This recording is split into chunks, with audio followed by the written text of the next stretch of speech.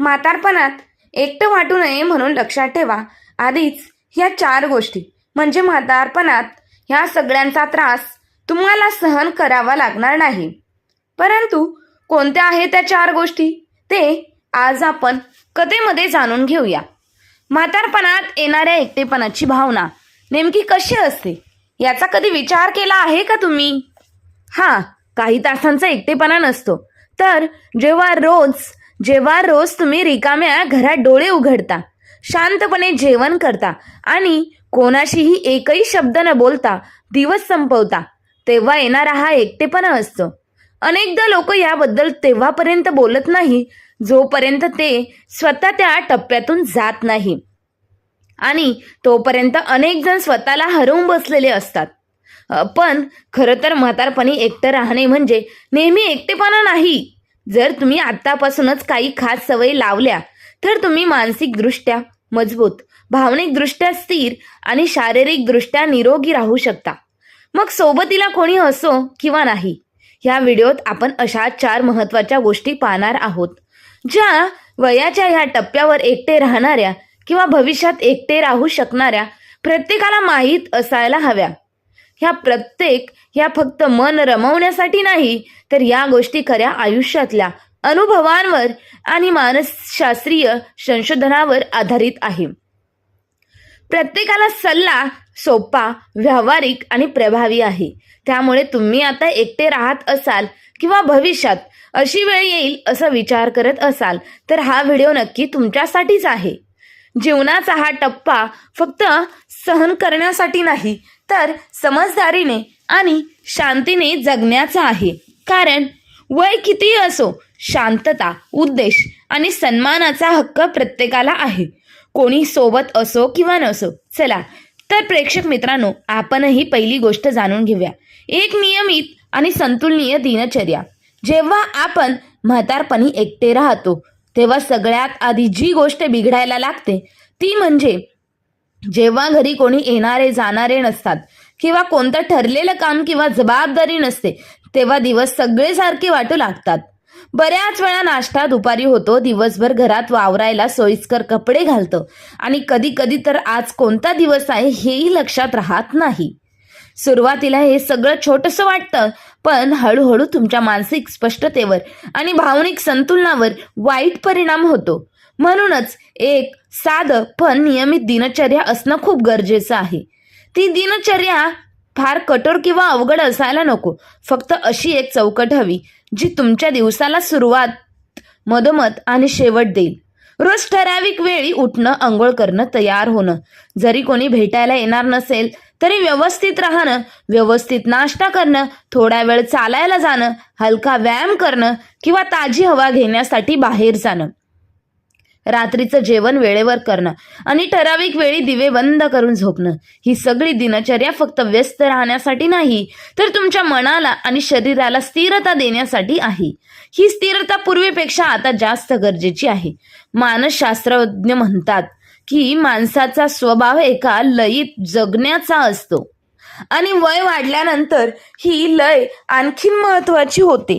यामुळे तुमची चिंता कमी होते, झोप सुधारली, पचन नीट लागायला लागलं किंवा मेंदूचंही आरोग्य बळकट झालं.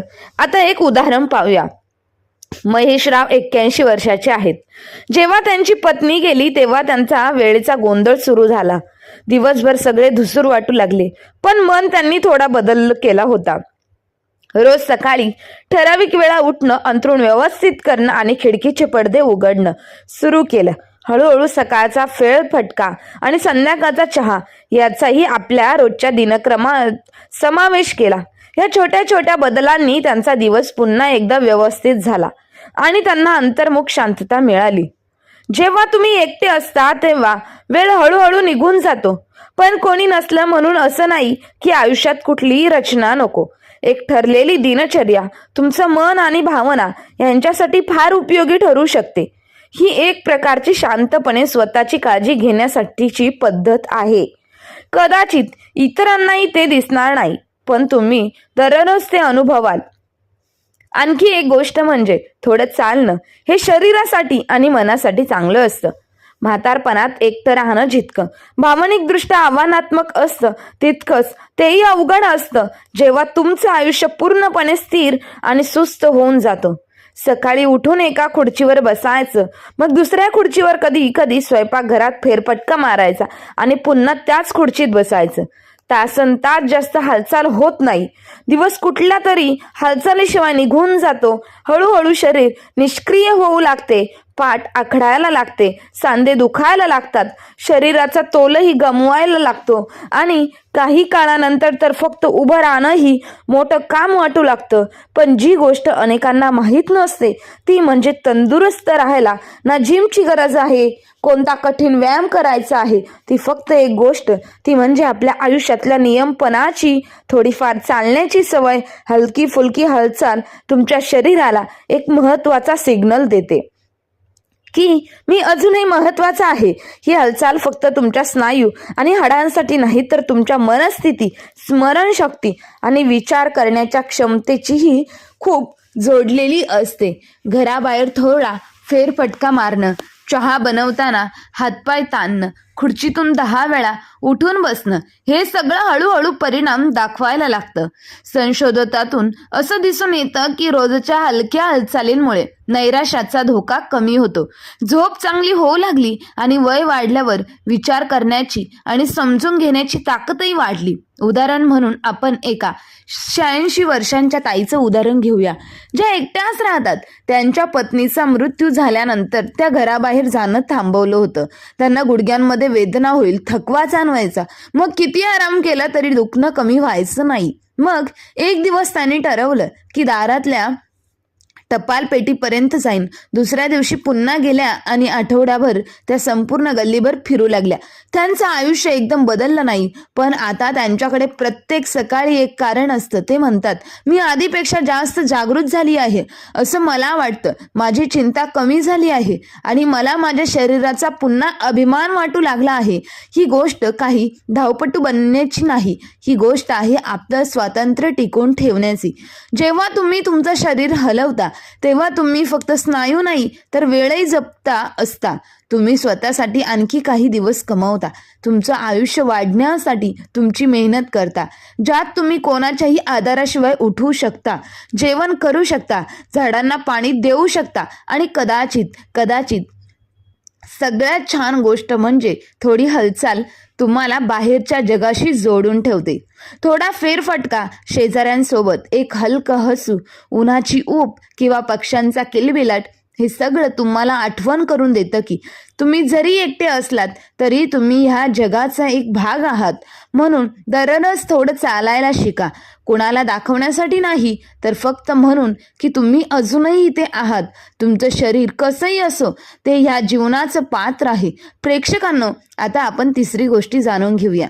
छोटे छोटे पण मनापासून नाते. जेव्हा वय वाढतं आणि तुम्ही एकटे राहू लागता तेव्हा शांतता एक वेगळी सोबत असते. कधी कधी ती छान वाटते तर कधी असं वाटतं जसं काही ओझं हृदयावर ठेवलं आहे. बऱ्याच वेळा तर असंही होतं की दिवसभरात तुमचं नाव कोणाच्याही तोंडून ऐकलं जात नाही आणि जरी तुम्ही स्वतंत्र आयुष्याला महत्त्व दिलं तरी एक वेळ अशी येते जेव्हा गरजेपेक्षा जास्त एकटेपणा तुमच्या भावनिक आरोग्यावर हळूहळू परिणाम करतो. पण इथे एक गैरसमज आहे जो खूप लोकांना असतो. नातं असण्याचा अर्थ असा नाही की तुमच्याकडे खूप मित्र असावेत किंवा तुम्ही नेहमी पार्टीला जावं. याचा फक्त एवढाच अर्थ आहे की छोट्या छोट्या गोष्टींनी तुम्ही इतरांशी जोडलेले राहा आणि कोणीतरी तुमच्याशी जोडलेलं असावं. आठवड्यातून एकदा 5 मिनिटांचा फोन कॉल, शेजाऱ्यांची विचारपूस, जवळच्या दुकानातल्या केअरशी एक हलका फुलचा गप्पा मारणं, या छोट्या छोट्या गोष्टी तुम्हाला असं जाणवून देतं की अजूनही कोणीतरी तुम्हाला पाहतंय, ऐकतंय आणि तुम्ही या जगाचा एक भाग आहात. ही फक्त भावनिक गोष्ट नाहीये, यावर वैज्ञानिक संशोधनही झालंय. त्या संशोधनानुसार जे वृद्ध लोक हलका फुलकं पण सामाजिक नातं टिकून ठेवतात त्यांची रोगप्रतिकारक शक्ती चांगली राहते, नैराश्य कमी होते आणि स्मृतिभ्रंश कमी होतो. विचारण्याच्या आजाराचा धोका कमी होतो. याचा अर्थ सोपा आहे, आपलं मन आणि शरीर एकमेकांशी जोडलेलं असतं. आता एक उदाहरण पाहूया. 83 वर्षाच्या काकांना घरी एकटं राहावं लागतं. त्यांचे दोन्ही मुले शहरात बाहेर दूर राहतात. ते काही आठवडे कोणाशी बोलत नव्हते, फक्त डॉक्टरांशी भेटायचे. एके दिवशी त्यांनी शेजारच्या दारावर एक चिठ्ठी ठेवली. तुम्ही बाहेर असाल तर मी तुमचं पार्सल घेऊन ठेवेन. त्यांना उत्तर मिळालं, धन्यवाद. आणि त्या धन्यवादातून शनिवारी सकाळी चहाच्या भेटीत खूप काही बदललं. खूप मोठं काही बदल नाहीये, पण आता त्यांच्यासोबत बोलायला कोणीतरी आहे ज्याला त्यांची काळजी आहे. जर तुमच्या आयुष्यात कोणी आहे ज्यांच्याशी तुम्ही खूप दिवसांपासून बोललेले नाहीत, तर आज फोन करा. जर शेजारी कोणी असेल त्याला तुम्ही फक्त दुरून पाहताय, तर आज हसून कसे आहात असे विचारून बघा. ह्या छोट्या प्रयत्नांनी फक्त दुसऱ्याला नाही तर तुमच्या स्वतःच्या हृदयालाही नवजीवन मिळतं. आणि हो, अनेकदा नाती जोडण्याचा अर्थ असा असतो की एका सामाजिक उद्देशासाठी जोडलं जाणं. अनेक वृद्ध लोक ग्रंथालयात मुलांना शिकवतात किंवा कोणाचं तरी फक्त ऐकून घेतात. यालाही एक प्रकारचं नातं म्हणतात, योगदान मानतात. आणि हो, लक्षात ठेवा, तुम्ही जरी एकटे असाल तरी तुमचं अस्तित्व, तुमची गोष्ट, तुमचा अनुभव अजूनही फार महत्त्वाचा आहे. एकटेपणा यावर ठरत नाही की तुमच्या आजूबाजूला किती लोक आहेत, तर यावर ठरतं की तुम्हाला कोणाशी तरी जोडल्यासारखं वाटतं का. आणि हे नातं फक्त एका संवादाने किंवा एका छोट्या सवयीने सुरू होऊ शकतं. म्हणून जरी थोडा वेळ वाटलं असेल तरी कोणाला तरी बोलवा, फक्त चहावर गप्पा मारायला किंवा सोबत थोडं फिरायला जाण्यासाठी. सामाजिकदृष्ट्या जोडलेलं राहणं म्हणजे एकटेपणापासून पळ काढणं नाही, पण एकटे असणं कधीही रिकामपणात बदलणार नाही, हे लक्षात ठेवा. हे नक्की करा, कारण तुम्हाला असं जाणवायला हवं की कोणीतरी तुमच्या जवळ आहे, तुम्ही महत्त्वाचे आहात, तुमची आठवण घेतली जाते, मग तुम्ही कोणासोबत असाल किंवा एकटे असाल. आता चौथी गोष्ट म्हणजे असं काहीतरी कारण ज्याच्यामुळे सकाळी उठायचं मन होईल.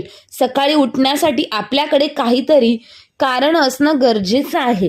म्हातारपणी एक हळुवारपणे पसरलेला धोका असतो, ज्यावर फारसं कोणी बोलत नाही. तो फक्त एकटेपणा किंवा शारीरिक कमजोरी नाही, तर जीवनाचा अर्थ हरवल्याची भावना आहे. जेव्हा नोकरी जाते, घर शांत होतं आणि लोक तुमच्यावर अवलंबून राहणं थांबवतात, तेव्हा असं वाटू लागतं की आता आयुष्याचा खरा भाग संपून गेलाय. उद्देश कधीच निवृत्त होत नाही, तो नेहमी जिवंत असतो. जेव्हा असं वाटतं की हे जग तुम्हाला विसरलंय, खरंच तर उद्देश फक्त आपलं रूप बदलत असतो. आणि जेव्हा तुम्ही एकटे असता तेव्हा त्या नवीन रूपाला ओळखणंही तुमच्यासाठी सगळ्यात महत्त्वाची ताकद आणि जीवदान देणाऱ्या गोष्टींपैकी एक ठरू शकतं. आता उद्देश काही मोठं काम करण्याचा नसतो ना, त्याला कोणाच्या टाळ्यांची गरज असते. फक्त एवढंच पुरेसं असतं की समाधान देतं आणि तुमच्या मनाला समाधान देतं. आपल्या नातवंडांना पत्र लिहिणे, रोज डायरीत काहीतरी लिहिणे, जुन्या फर्निचरला पुन्हा नवीन बनवणं किंवा रोज सकाळी कोणाला तरी फोन करून विचारपूस करणं, हे सगळं तुम्हाला सकाळी उठण्याचं कारण देतं, विचार करायला लावतं, पुढे जायचं आणि काहीतरी नवीन अनुभव देऊन आव्हान देतं. यामुळे तुमच्या दिवसाला एक ठराविक चौकट मिळते आणि मनात एक शांतता व अभिमान निर्माण होतो. 69 वर्षांचे नितीनराव एकटे राहतात. पत्नीच्या निधनानंतर त्यांना आयुष्य रिकामं वाटू लागतं. एक दिवस त्यांना त्यांच्या गॅरेजमध्ये एक जुना टाईपरायटर दिसला. त्यांनी तो स्वच्छ केला आणि त्यावर आपले जुने अनुभव टाईप करायला सुरुवात केली. त्यांची पत्नीसोबतची पहिली भेट, मुलीचा जन्म, हे सगळं ते कोणासाठी लिहित नव्हते, तर फक्त स्वतःसाठी. पण जसे जसे शब्द कागदावर उतरू लागले तशी त्यांना पुन्हा एक शांतता आणि उद्देश मिळू लागला. आता घर इतकं रिकामं वाटत नव्हतं. मानसशास्त्रानुसार म्हातारपणीही जर तुमच्याकडे काही उद्देश असेल तर मानसिक ताण कमी होतो, आयुष्य वाढतं आणि मनही स्थिर राहतं. कारण आपलं मन कोणत्याही दिशेने न जाता जगण्यासाठी बनलेलं नाही. आपल्याला एक ध्येय हवं, एक कारण हवं. जेव्हा तुमच्याकडे एखादा उद्देश असतो तेव्हा तुमचे दिवस फक्त निघून जात नाही, तर ते काहीतरी अर्थपूर्ण होतात. तुम्ही फक्त जिवंत राहत नाही, तर तुमच्या मनाने जगता.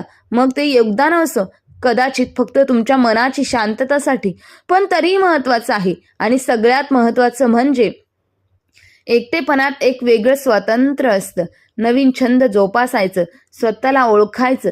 कदाचित तुम्हाला नेहमी संगीत आवडायचं, पण कधी वेळच मिळाला नाही. कदाचित कधी चित्रकला करायची इच्छा झाली असेल, किंवा एखादी नवीन पाककृती शिकायची, किंवा एखाद्या लेखाची सगळी पुस्तके वाचायची होती. आता हीच संधी तुमच्या समोर आहे. एकटे असाल तरी याचा अर्थ असा नाही की तुमचं आयुष्य आतून रिकामं असावं. जेव्हा तुम्ही असं काहीतरी करता तेव्हा तुमच्या मनाला तुम्ही स्पर्श करता, तेव्हा तो एकटेपणा अर्थपूर्ण होतो आणि तीच अर्थपूर्णता तुमच्या आत्म्याला जिवंत ठेवते. तर जर आजचा दिवस फार शांत वाटत असेल तर स्वतःला प्रश्न विचारा.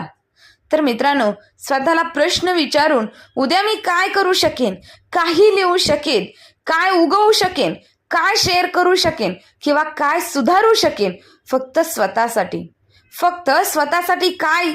कारण जेव्हा एकटेपणातही तुम्ही काही उद्देश शोधता तेव्हा तोच एकटेपणा तुमची ताकद बनतो. म्हातारपणात एकटं राहणं हे आयुष्यातील सर्वात कठीण बदलांपैकी एक असू शकतं. वाटू शकतं जग हळूहळू शांत आणि लहान आणि दूर होत चालले, पण असंही असू शकतं की जर तुमच्याकडे योग्य सवयी आणि विचार असतील तर तुम्ही स्वतःच्या त्या भागांना पुन्हा शोधू शकता जे वर्षभराच्या व्यस्ततेत आणि जबाबदाऱ्यांत दबून गेलं आहेत. कदाचित आजच्या ह्या व्हिडिओमध्ये तुम्ही स्वतःला पाहिलं असेल. कदाचित त्या रिकाम्या घराचा सुनसानपणा तुम्हालाही जाणवत असेल, किंवा कधी तुम्हीही विचार केला असेल, फक्त मनाला मला एकटं वाटतंय का? तर ऐका, तुम्ही एकटे नाहीत. आणि सगळ्यात महत्वाचं म्हणजे तुम्ही असहाय्यही नाहीत. एक स्थिर दिनचर्या तयार करणं म्हणजे आपलं शरीर थोडं हलवून सक्रिय ठेवणं, छोटं पण खरके सामाजिक नाते सांभाळणं आणि प्रत्येक दिवशी काहीतरी अर्थपूर्ण उद्दिष्ट शोधणं. हे सगळं फक्त सल्ला नाही तर खरी साधने आहेत ज्यांच्या मदतीने तुम्ही मन मजबूत ठेवू शकता, आरोग्य चांगलं राखू शकता आणि आयुष्य पुन्हा एकदा परिपूर्णपणे अनुभवू शकता. जरी तुम्ही जेवणाच्या टेबलावर एकटे बसलात तरी चालेल. आता विचार करा, ह्या 4 गोष्टींपैकी कोणती गोष्ट तुम्हाला सर्वात जास्त स्पर्श करते? कोणत्या सवयी तुम्ही आधीपासून पाळत आहात आणि कोणती गोष्ट तुम्ही उद्यापासून सुरू करू शकणार आहात? तर मित्रांनो, व्हिडिओ आवडला असेल तर आपल्या चॅनलला नक्की लाईक शेअर करा आणि अशाच नवनवीन कथा ऐकण्यासाठी आणि अनुभव ऐकण्यासाठी आपल्या चॅनलला आजच सबस्क्राईब करा. धन्यवाद.